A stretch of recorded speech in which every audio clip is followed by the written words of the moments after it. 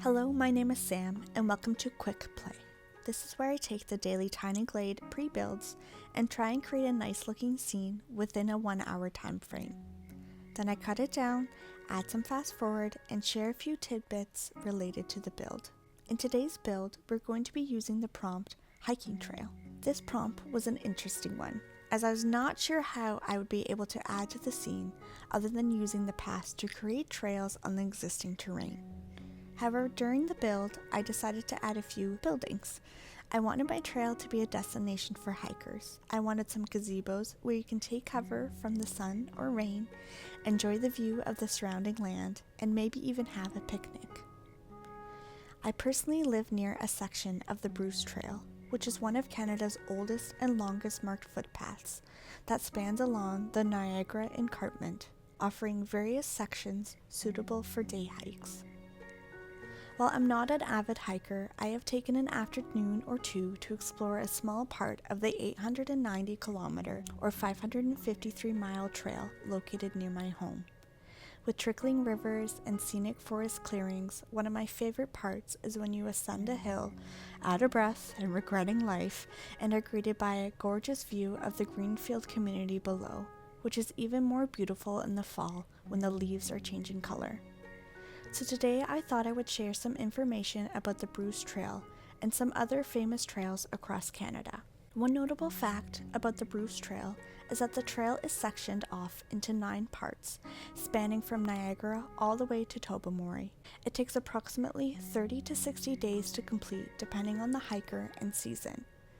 Many hikers tend to hike the Bruce Trail in sections, but whether you hike it in one go or are a casual weekend warrior, the Bruce Trail Conservancy, or BTC, offers a completion badge for hikers who complete it in its entirety. The Bruce Trail Conservancy is a dedicated charitable organization with a mission to conserve land along the Niagara Escarpment. They help protect its ecosystems and ensure public access to the trail. The BTC also collaborates with volunteers, landowners, as some of the trail is privately owned, and government bodies to manage the trail and its surrounding environment. The Bruce Trail involves significant financial resources to ensure its preservation, accessibility, and ecological integrity. In 2023, the BTC received approximately $16 million in donations and $161,000 in government funding. They reported net funding reserves of $20.4 million, equating to approximately 2 years and 4 months of operational costs. Additionally, in November 2024, the Government of Canada announced an additional $2.4 million in funding to aid in expanding its green corridor. So why put so much towards a walking trail? Well, remember when I said it ran along the Niagara Escarpment? That means it is a UNESCO Biosphere Reserve. The United Nations Educational, Scientific, and Cultural Organization, or UNESCO, exists all around the world in over 130 countries. These reserves protect forests, mountains, wetlands, islands, and more by promoting sustainability, conservation, and community involvement. The Bruce Trail is home to rare plants such as the male fern, hooker's orchid, and coniferous plants like the sundews, butterworts, and pitcher plants. It is also widely known to grow the official flower of Ontario, the trillium, which is illegal to pick. Some endangered animals that reside along the trail are the red-headed woodpecker, northern long-eared bat, Jefferson salamander, and the eastern Massasauga rattlesnake, which is Ontario's only venomous snake. The organization also protects rare ecosystems like the Carolinian forest, located in the southernmost parts of the trail. These forests represent Canada's northernmost deciduous, meaning leaf-shedding forest zones. This area is categorized by a high diversity of tree species, which are uncommon elsewhere in Canada.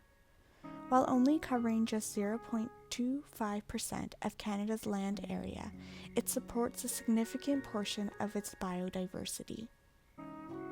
Alvar ecosystems found in areas with thin soil, over limestone bedrock are open habitats that host specialized plant communities adapt to extreme conditions.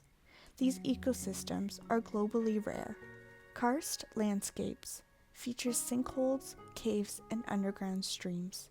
These landscapes support unique subterranean ecosystems that are important for groundwater recharge, which is where water from rain or melting snow seeps into the soil and moves downward through the layers of soil and rock, where it reaches underground water reserves, storing fresh water for the future.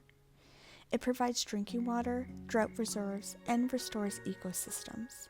The BTC's conservation efforts prevent deforestation, erosion, and habitat deconstruction, and the Bruce Trail Conservancy actively buys land to prevent it from development. While it may seem like a lot of money preserving the Bruce Trail, it ensures that future generations can enjoy its beauty, history, and ecological benefits. Conserving the land protects freshwater sources, air quality, and biodiversity. It also helps bring over 400,000 visitors to small towns, restaurants, and businesses along its route. Some other notable trails across Canada are Lake Angus Trail in Alberta, located near Lake Louise in Banff National Park. This trail is approximately 7 kilometers round trip, offering picturesque mountains and lake views.